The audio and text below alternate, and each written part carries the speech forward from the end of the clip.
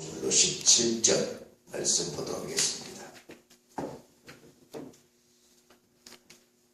함께 다 같이 읽겠습니다. 라오디게아에 있는 형제들과 num바와 그 여자의 집에 있는 교회에 문하다고 이 편지를 너에게 읽은 후에 라오디게아의 교회에도 읽게 하고 또 라오디게아로부터 오는 편지를 너희도 읽어라. 아키뽀에게 이르기를 주 안에서 받은 직분을 삼가 이루라고 하라. 라오디게아 교회 요한계시록에 등장하는 그런 교회 중에 하나입니다. 그렇게 칭찬받지 못한 그런 교회인데요.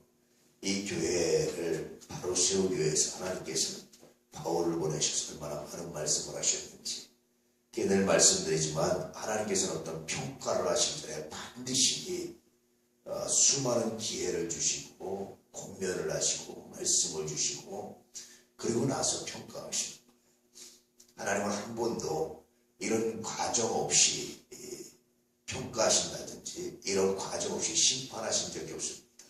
그래서 늘 말씀드렸지만 하나님의 심판대 앞에서 아무도 핑계할 수 없다라고 말씀하세요. 수많은 메시지를 우리에게 주시는 겁니다. 여러 가지 사건을 통해서 여러 가지 사고를 통해서 여러 가지를 통해서 우리에게 수없이 메시지 주시면서 우리로 하여금 뭐하게 합니까? 깨닫게 하고 말씀으로 돌아오게 하고 순종하게 하고 그 하나님 말씀에 따르게 하고 이런 수없는 메시지가 수많은 메시지가 우리한테 들려주고 있다는 거예요. 그럼에도 불구하고 그 메시지를 거절하고 거부하고 듣지 않고 있다가 낭패를 당하는 것이 우리들의 삶이고 우리들의 모습이고 우리들의 슬픔이기도 합니다. 라오디게아 교회 그런 의미에서 이렇게 열심히 하나님께서 말씀하셨음에도 불구하고 듣지 않았던 깨닫지 않았던 그래서 결국은 교회에 그리스도이라는 이름을 가지고 있었지만 그러나 하나님께 수많은 책망을 받았던 그 교회가 바로 라오디게아 교회입니다. 이걸 보면서 우리가 반면교사로 삼아야 된다고 믿습니다. 여러분 오늘도 주의 말씀을 그냥 흘려버리지 마시고 가슴에 담고 그 말씀이 우리 가운데 설계 역사함을 받는 놀라운 시간, 은혜의 시간 되시길 주의 이름으로 축복합니다. 하나님의 말씀이 오늘 우리 가운데 임할 때 주여 내가 그 말씀에 순종하기 원합니다. 거룩한 결단이 우리 가운데 있기를 축복합니다. 이것이 하나님을 얼마나 기쁘시게 하는지 우리의 삶이 얼마나 놀라운 복이 되는지 은혜가 되는지 깨닫게 되는 거룩한 역사가 거룩한 은혜가 거룩한 능력이 나타나는 놀라운 능력이 되게 될 줄로 믿습니다.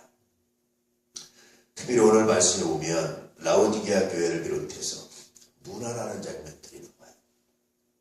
늘 말씀드렸지만 저는 이 문안하는 마지막 이상 얼마나 좋은지 몰라요. 사람이요 함께 지내면서 마지막까지 기쁘게 문안하고 안부를 묻고 축복해주고 할 수 있는 것 그거 쉽지 않습니다. 그 끝까지 좋은 관계로 사람이 항상 마음이라는 것이 좋을 때도 있고 싫을 때도 있어요. 그런데 싫을 때 헤어지면요 여러분 또 헤어질 때도 좋지 않게 헤어지면 평생 왼수가 됩니다. 무난합니다. 바울 이 사람들 외에도 수많은 동역자들이 있었어요. 그런데 무난하지 않는 거예요. 그러니 사람의 인격이라는 게 뭡니까? 사람의 삶이라는 게 뭡니까? 전 나쁜 문제를 아픈 문제를 갈등을 풀고 만약에 부득불 헤어지더라도 좋은 모습으로 선하게 헤어지는 것이 아마 사람의 인격이지 않을까.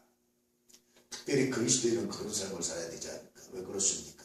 우리 천국 가서도 봐야 돼요. 사람들처럼 이 땅에서 그냥 끝나는 거면 괜찮은데 천국 가서도 봐야 될 사람들 아닙니까? 우린 영원히 헤어질 수 없는 사람들 아닙니까? 이런 관점을 가지고 신앙적 관점을 가지고 살아간다면 아마 이런 거룩한 문안이 우리들에게 있지 않을까 싶습니다. 특별히 이 문안 오늘 15절부터 17절에 나타나 있지 않지만 10절에 재밌는 말씀이 있는데 마가에 대한 이야기가 나와 있어요. 마가 어떤 사람입니까? 말씀드렸다시피 마가로 말미암아 절친했던 바울과 바나가 다투고 싸웠습니다. 젊은 시절 마가의 욕심, 젊은 시절 마가의 미숙함, 젊은 시절 마가의 어리석음 때문에 선교행에 큰 차질이 빚어졌어요. 물론 하나님께서 그걸 더 선용하셔서 더 넓게 세계 선교를 감당하게 하셨지만 그러나 마가 그렇게 다툼의 씨앗이었습니다. 이런 마가가 나이가 들고 시간이 지나서 굉장히 원숙해지고 세워가졌어요. 10절에 보면 바울과 함께 감옥에 갇힙니다. 복음을 전하다가. 그렇게 변해요. 그리고 나중에 마가는 다시 이집트로 돌아가서 이집트의 복음을 전하는데요. 애국 콥틱교라는데 이집트인들의 원주민들의 교회를 콥틱교회, 그렇게 한 명을 붙인 겁니다. 왜냐하면 그들이 살고하던 언어가 콥토라서. 콥틱교라는데 콥틱교회 초대 교황이 마가입니다. 이집트의 복음을 전한 전설 같은 인물이 마가입니다. 굉장히 많은 일을 감당한 사람이 마가입니다. 왜 마가가 이집트냐? 명쾌하게 나와 있지는 않아요. 아마 예측컨대 마가복음을 보면은요, 마가는 그 당시 최고의 학문, 이집트 알렉산드리아가 학문의 아주 중요한 요충지 역할을 했는데요. 그 알렉산드리아의 수학자들이 사용하는, 알렉산드리아 학자들이 사용하는 용어가 마가복음에 종종 나타납니다. 아마 그 당시 최고의 학문을 해서 그 이집트에 있는 수많은 학자들이라든지 많은 사람들, 아마 그래서 마가는 이집트에 유학을 갔다 왔다, 알렉산드리아에 유학을 갔다 왔다라고 추정될 정도로 했는데, 그래서 아마 그 이집트를 감당할 사람이 마가였던 것 같습니다. 그래서 가서 탁월하게 사역을 합니다. 정말 아름답게 사역을 합니다. 그래서 이집트의 복음이 씨앗 내리는데 굉장히 위대한 역할을 합니다. 그런 마가입니다. 아마 이런 마가의 위대한 변화, 이것이 또 사실은 이 본문에 나와 있습니다. 그래서 이 문안이라는 것은 이렇게 끝까지 좋은 관계를 유지하는 사람, 사람이 살다 보면 좋고 나쁘고 여러 가지가 생길 수 있는데 나쁠 때 넘길 줄 아는 사람, 저는 이것이 인격이라고 생각합니다. 이런 인격의 결정체, 이것들이 문안이지 않을까. 뿐만 아니라 젊은 시절에 미숙함과 방황과 다른 사람을 아프게 했고 다툼의 씨앗이 되었던 사람들도 회개하고 새롭게 변화돼서 함께 동역하는 이런 역사, 이것이 문안의 의미가 아닐까 싶습니다. 우리 안의 가족들, 문안할 수 있는 사람, 기쁘게 문안할 수 있는 사람, 아프게 문안하는 것이 아니라 기쁘게 문안할 수 있는 사람, 그런 사람들로 자라갈 수 있기를. 다시 말씀드리면 좋을 때는 누구나 좋잖아요.